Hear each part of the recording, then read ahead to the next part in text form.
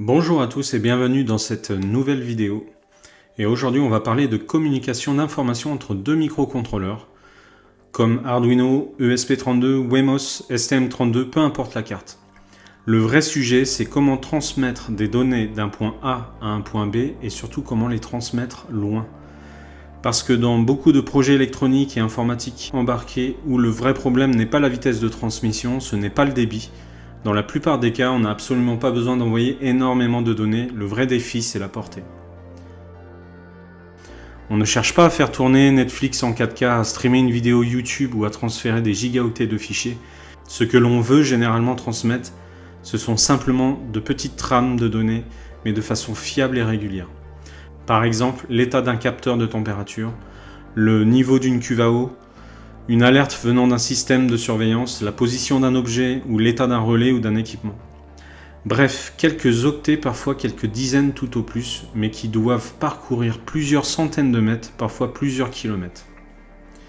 Et c'est précisément là que beaucoup de modules radio classiques montrent leurs limites. On trouve énormément de solutions pour communiquer à courte distance, mais dès qu'on veut sortir d'une maison, d'un atelier ou d'un bâtiment, les choses deviennent beaucoup plus compliquées.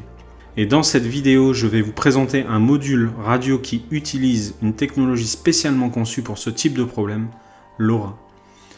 Le principe de cette technologie est justement de sacrifier le débit pour gagner énormément en portée.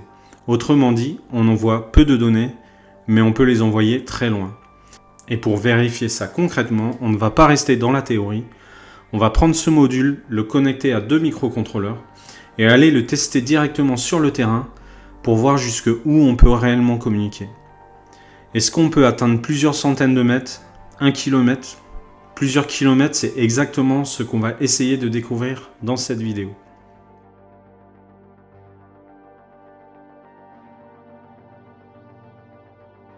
Ça fait des années que je teste des modules radio. On peut citer le NRF24L01. Honnêtement, portée ridicule sans amplificateur externe et module très fragile dans un environnement. Les modules RF433 ou les modules HC12, c'est complètement instable, bruité et pas fiable.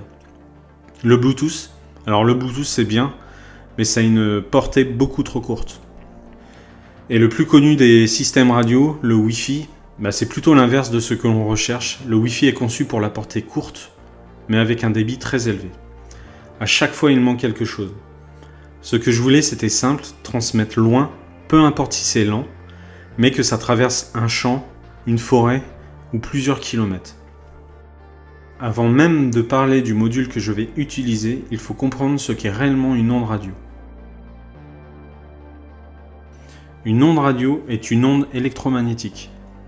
Elle est composée d'un champ électrique et d'un champ magnétique qui oscillent perpendiculairement l'un à l'autre. Elle se propage dans l'espace à la vitesse de la lumière, environ 300 000 km par seconde. Chaque onde a une fréquence, et la fréquence c'est le nombre d'oscillations par seconde. Elle s'exprime en Hertz. Par exemple, 868 MHz signifie qu'il y a 868 millions d'oscillations par seconde. À cette fréquence correspond une longueur d'onde. La relation est simple.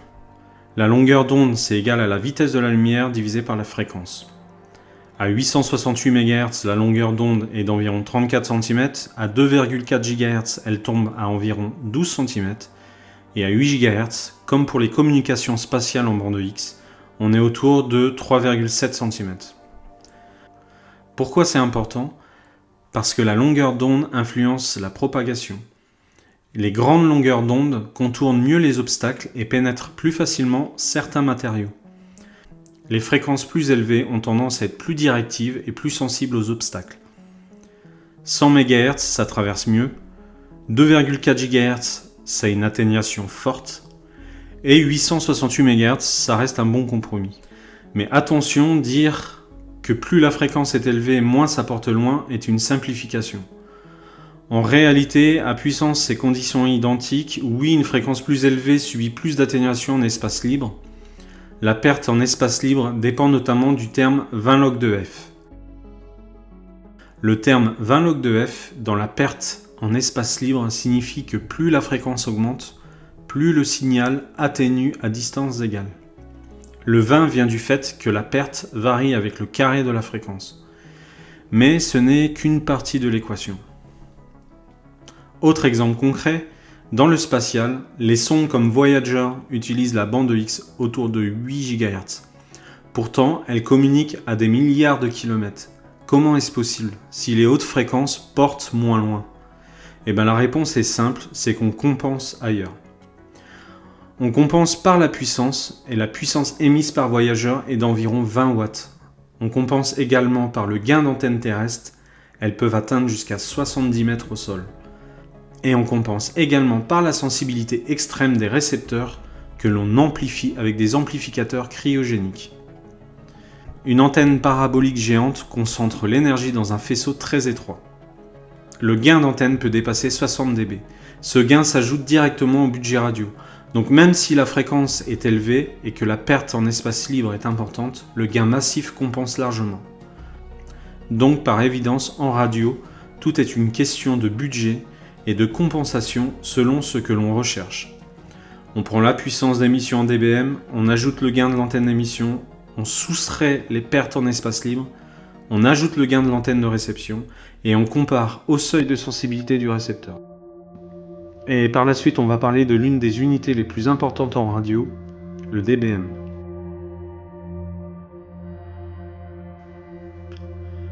Le dBm, c'est une unité logarithmique relative à 1 mW.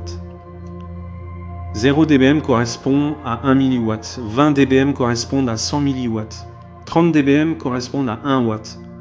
Pourquoi c'est logarithmique? Parce que les variations de puissance sont gigantesques. Un signal Wi-Fi typique peut être émis à 20 dBm, mais un signal reçu peut être à moins 90 dBm. Un signal LoRa très faible peut descendre à moins 120 dBm. Et moins 120 dBm correspond à une puissance de 10 puissance moins 12 mW. C'est 1 trillionième de milliwatts. C'est minuscule. L'échelle logarithmique permet d'additionner simplement des gains et des pertes. Et le plus important à retenir, c'est si on gagne 3 dB, on double la puissance. Si on gagne 10 dB, on multiplie par 10. Et si on perd 6 dB, on divise la puissance par 4. En propagation libre, la perte augmente de 6 dB chaque fois qu'on double la distance. Donc si on augmente la puissance d'émission de 6 dB, on peut théoriquement doubler la distance maximale. Mais ça c'est en théorie, parce que dans le monde réel, il y a des arbres, des bâtiments, des réflexions, de l'absorption, des interférences. La réalité est toujours plus complexe. Et c'est justement pour contourner certaines limites que la modulation LoRa est intéressante.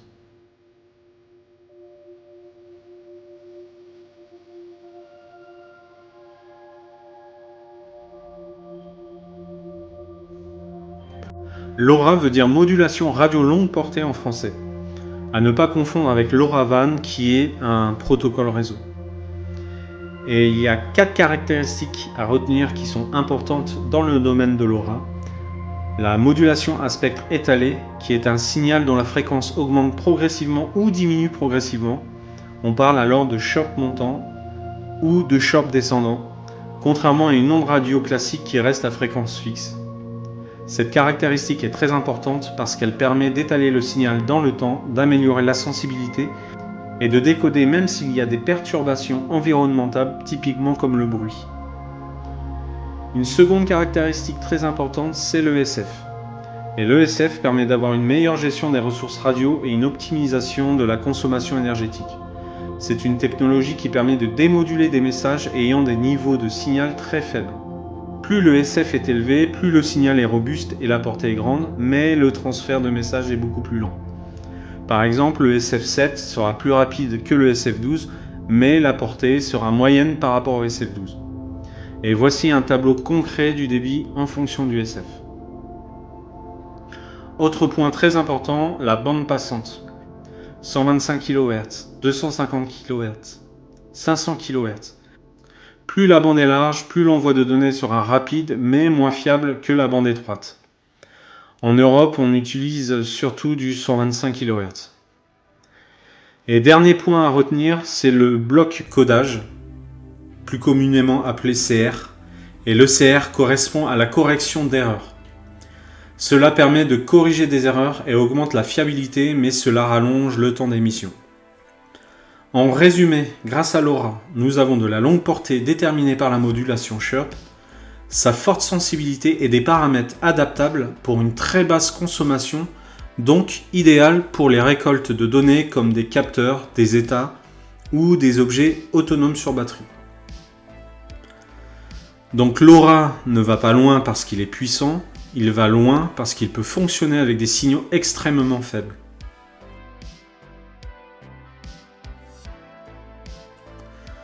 On est ici sur un module LoRa longue portée basé sur la technologie Semtech, donc SX1276, conçu pour des communications série simples via UART. Le module peut fonctionner entre 862 et 931 MHz. Il y a quelque chose d'important à retenir, mais on y reviendra un peu plus en détail tout à l'heure, c'est qu'en Europe, on utilise la bande fréquence entre 863 et 870 MHz. Contrairement aux États-Unis où ils vont utiliser une bande passante de 915 MHz. Donc toutes les fréquences ne sont pas légales partout, donc il faut configurer le canal correctement selon le pays. Cette plage de température nous indique que le module peut fonctionner en extérieur l'hiver dans un boîtier exposé au soleil en environnement technique sévère. Retenez bien ce chiffre, c'est que 14 dBm c'est égal à 25 mW, c'est la limite courante 868 MHz en France. Donc il faudra configurer le module pour être en toute légalité. Le fabricant annonce 5,5 km. Ça correspond à une distance en champ libre avec une antenne adaptée à hauteur correcte et à débit faible. Voici un point très important et très intéressant et c'est entre autres pour ça que j'ai choisi ce module. Ce module ne nécessite pas de stack LoRa complexe. Il fonctionne comme un câble série sans fil avec un TX, un RX, une alimentation. Donc c'est très simple à utiliser pour Arduino, pour un ESP32, un STM32 ou même un Raspberry. Quand il émet à pleine puissance, il consomme environ 120 mAh en émission. C'est à prendre en compte si vous êtes sur une batterie. Par contre, pour recevoir les données, il consomme 15 mA, ce qui est très faible. La tension d'alimentation possède une plage très précise puisque celle-ci est comprise entre 2,3 et 5 volts, donc compatible avec la plupart des microcontrôleurs. Mais attention, la logique UART est en 3,3 volts. C'est un montage facile à intégrer puisque l'on est sur un module traversant, donc facile à plugger sur une breadboard, un PCB ou pour effectuer du prototypage. Concernant l'antenne, on est sur un connecteur SMA femelle qui permet d'y connecter une antenne fouet, un câble coaxial externe. Le module E32-900T20D est un module LoRa longue portée simple à utiliser, capable d'émettre jusqu'à 100 mW avec une portée annoncée de 5,5 km, tout en restant compatible microcontrôleur via UART. Ce module offre une vraie portée potentielle de plusieurs kilomètres, il fonctionne à une fréquence adaptée à la propagation, il bénéficie de la sensibilité élevée de LoRa, il reste simple à utiliser, ce n'est pas un gadget marketing, c'est un outil. Si vous voulez faire de la télémétrie longue distance, un réseau de capteurs, une communication entre deux points isolés, sans infrastructure lourde, sans carte SIM, sans abonnement, ce type de module devient extrêmement pertinent. Maintenant, parlons réglementation. En France, les fréquences radio sont régulées par l'ANFR et l'ARCEP. Le spectre n'est pas libre, au sens où on fait un peu ce qu'on veut. Certaines bandes sont dites ISM, utilisables sans licence individuelle mais sous conditions strictes. Dans la bande 863 à 870 MHz, qui est celle utilisée par la plupart des modules LoRa en Europe, la puissance maximale autorisée est généralement de 25 mW, soit environ 14 dBm. Il existe aussi des contraintes de duty cycle, souvent 1%, ce qui signifie qu'on ne peut pas émettre en continu. On doit limiter le temps d'émission sur une période donnée. Ces règles viennent notamment du cadre réglementaire européen harmonisé et sont reprises dans les tableaux SRD publiés par la NFR. C'est essentiel à comprendre, un module capable d'émettre à 20 dBm ne signifie pas qu'on a le droit d'émettre à 20 dBm dans toutes les sous-bandes. Respecter ces limites, ce n'est pas juste être gentil, c'est éviter le brouillage d'autres équipements et rester conforme à la loi. Maintenant qu'on a vu la théorie des ondes, compris ce qu'est le dBm, clarifié le rôle de la fréquence, expliqué pourquoi les sondes spatiales peuvent communiquer en haute fréquence malgré la perte théorique plus élevée et poser le cadre légal français, il est temps de voir si ce module tient ses promesses et voici ce que je vous propose comme essai.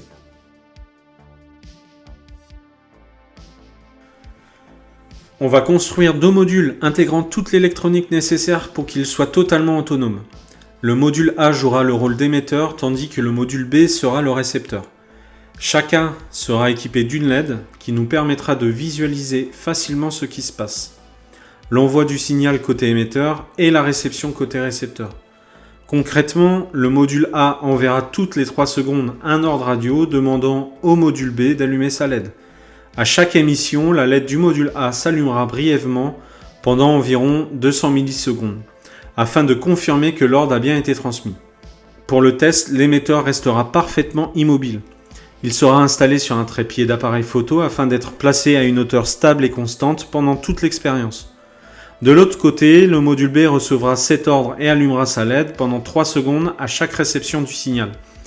Tant qu'aucune trame ne sera reçue depuis le module A, la LED du module B restera éteinte. Le module B sera donc le module mobile, c'est avec lui que je vais me déplacer progressivement afin d'augmenter la distance entre les 2 modules, jusqu'au moment où le signal ne sera plus reçu, et que la LED cessera de s'allumer. Cela nous permettra de déterminer concrètement la portée réelle de cette liaison radio. Et voici le montage que j'ai réalisé pour faire ce test de portée. On n'oublie pas que c'est un test, donc cette configuration n'est pas faite pour durer dans le temps, elle n'est pas optimisée au maximum. Donc à l'écran, vous voyez le schéma complet du système. Au centre du montage, on retrouve une Wemos D1 Mini, mais on aurait pu utiliser n'importe quel type de carte. C'est elle qui va piloter le module radio et envoyer les trames de données. Si j'ai choisi la Wemos, ce n'est pas un hasard. La communication avec les modules LoRa se fait en 3,3 volts et la Wemos fonctionne elle aussi en logique 3,3 volts. Du coup, on peut connecter directement les broches TX et RX entre le microcontrôleur et le module radio sans avoir besoin d'ajouter de circuit d'adaptation. Si vous utilisez par exemple une carte Arduino Nano ou Uno qui eux fonctionnent en 5 volts, la communication reste possible, mais il faudra alors ajouter un pont diviseur de tension sur la ligne TX de l'Arduino pour protéger l'entrée RX du module LoRa. Typiquement, on utilise 2 résistances, par exemple 10 kΩ et 20 kΩ, ce qui permet de ramener le signal de 5 volts à environ 3,3 volts. Ici, avec la Wemos, on n'a pas ce problème, donc le montage reste très simple. À droite du schéma, on retrouve la radio LoRa. Le module est connecté au microcontrôleur via une liaison série UART avec simplement les broches TX et RX. On retrouve aussi 2 broches importantes, M0 et M1. Elles servent à sélectionner les différents modes de fonctionnement du module. Dans ce montage, elles sont reliées à la masse pour utiliser le mode normal de transmission. La LED sur la pin D7 avec une résistance de 150 ohms pour avoir le retour visuel comme expliqué précédemment. Concernant l'alimentation, le système fonctionne avec une batterie 18650, ce qui permet d'avoir un montage totalement autonome. La tension de la batterie passe par un module Buck Boost qui va réguler la tension pour alimenter correctement la Wemos et le module radio, ainsi que par un module TP4056 pour assurer la protection de décharge de la batterie. Vous voyez aussi que j'ai ajouté un condensateur sur l'alimentation. En effet, lorsque le module radio émet, la consommation peut augmenter très rapidement pendant un court instant, et ce condensateur sert donc de petite réserve d'énergie pour éviter les chutes de tension ou les micro-coupures au moment de la transmission. C'est un petit détail, mais dans les montages radio, ça peut vraiment améliorer la stabilité. Le principe de fonctionnement du système est volontairement très simple et non optimisé. Pour le petit système embarqué, j'ai modélisé ce boîtier très sobre et simple qui servira simplement à accueillir toute l'électronique.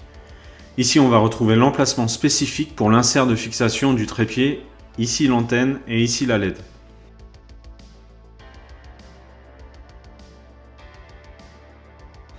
Je commence par incruster l'insert spécifique qui permettra de fixer le boîtier sur le trépied d'appareil photo.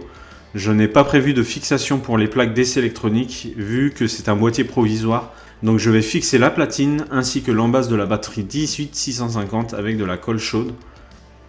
Ensuite, je place l'interrupteur qui permettra de couper le circuit quand je le souhaite et je relie le tout en fil volant. Je connecte le TP4056 puis le Buck Boost à celui-ci.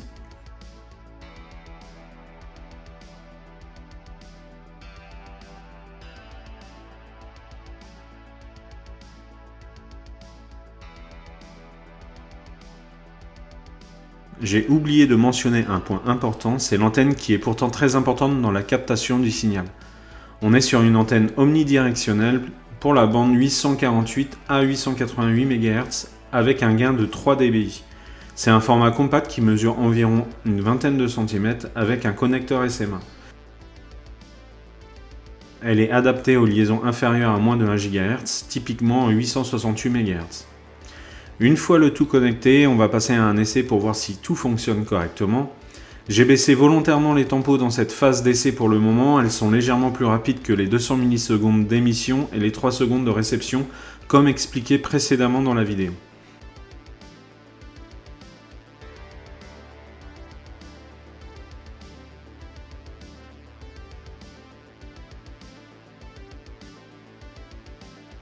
Et on observe que si je coupe l'émetteur, le récepteur ne reçoit plus le signal. Si je rallume, l'émission et la réception refonctionnent de nouveau.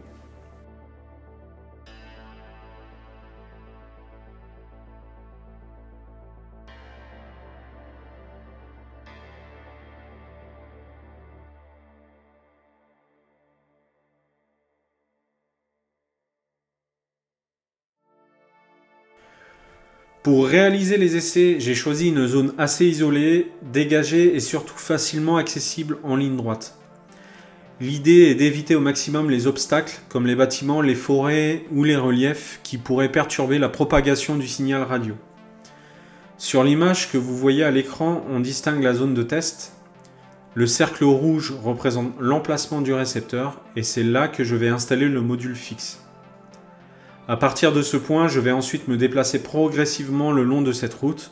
L'objectif est d'augmenter la distance petit à petit tout en essayant de rester le plus possible dans l'axe direct de l'émetteur. Comme vous pouvez le voir sur la carte, la route n'est pas parfaitement rectiligne. Je vais donc essayer de passer par les chemins et les allées entre les champs afin de limiter les virages et rester au maximum dans une trajectoire proche de la ligne droite. Sur l'image, la flèche rouge indique la distance maximale que je vais essayer d'atteindre. Pour voir un petit peu les proportions, entre le point de départ du récepteur et l'extrémité de cette flèche, on est à environ 4 km. Cela nous donne une bonne idée de la distance maximale que l'on va essayer de tester sur le terrain. Comme je suis seul pour filmer cette expérience, j'ai décidé de m'aider d'un drone qui va me permettre de capturer les prises de vue pendant que je me déplace avec le module récepteur. Maintenant que tout est prêt pour le montage électronique, la zone de test et les prises de vue, on va pouvoir passer à la partie la plus intéressante, le test de portée sur le terrain pour voir jusqu'où ce module LoRa est réellement capable de communiquer. Et je vous laisse en images commentées pour cette phase de test et on se retrouve juste après pour la conclusion.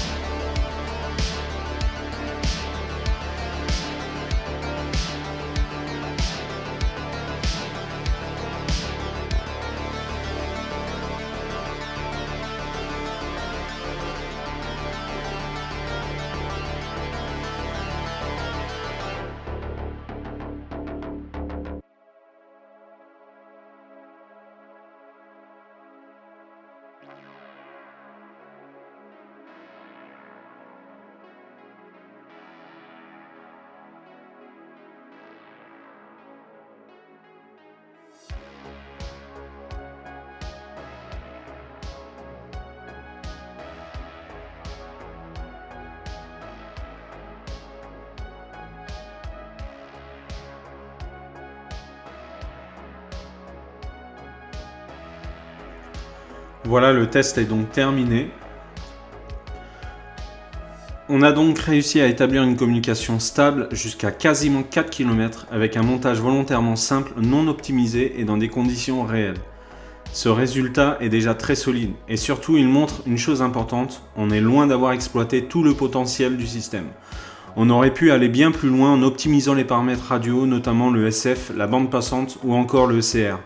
On aurait pu améliorer la sensibilité et donc la portée. Même chose côté matériel, une antenne avec un gain plus élevé, une meilleure adaptation et surtout une mise en hauteur des modules, quelques mètres de plus peuvent faire une différence très significative en radio. Clairement, il y avait encore de la marge, mais ce n'était pas l'objectif. Le but de cette vidéo, ce n'était pas de faire un réglage parfait, ni d'entrer dans tous les détails techniques de configuration, ni même parler de sécurité des données ou de chiffrement. Le but était simple, montrer qu'on peut transmettre des données loin avec peu de moyens. Et sur ce point, le contrat est largement rempli. Ce qui est aussi intéressant et souvent sous-estimé, c'est qu'on n'est pas limité à un simple lien point à point. On peut très bien chaîner plusieurs modules entre eux, créer des relais et étendre la portée beaucoup plus loin. Avec une architecture adaptée, on peut couvrir plusieurs kilomètres, voire des dizaines de kilomètres. C'est exactement le principe des réseaux distribués. Donc à partir de là, les possibilités deviennent énormes. Réseau de capteurs, télémétrie, supervision d'équipements isolés, communication sans infrastructure, et tout ça avec des modules relativement simples et peu coûteux. De mon côté, je suis clairement satisfait du résultat. On valide le principe, on valide la portée, et on a une base solide pour aller beaucoup plus loin si besoin. J'espère vous avoir appris quelque chose. N'hésitez pas à vous abonner, liker ou pas, à laisser un commentaire pour partager vos conseils, votre expérience, vos questions, j'y veillerai à y répondre. Bon dev à tous et surtout, prenez soin de vous.